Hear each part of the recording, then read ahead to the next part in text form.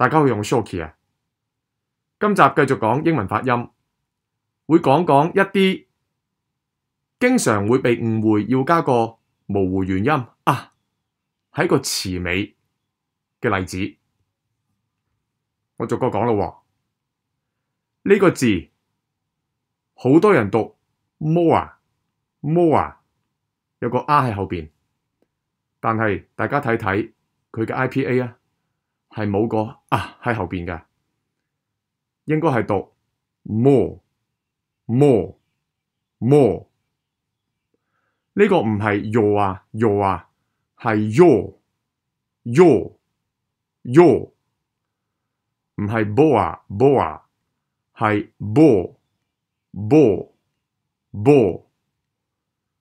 唔係 core，係 core，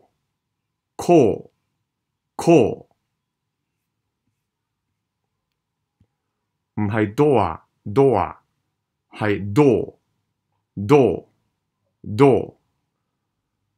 唔係 roar，係 raw，唔係 floor，係 floor，唔係 or，係 or。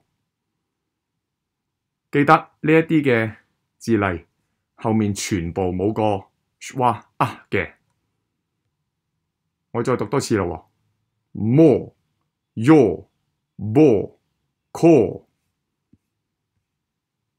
door raw floor all。好啦，暫時講到呢度啦，有問題可以喺留言欄問我，同埋訂閱分享頻道喎。唔該，拜拜。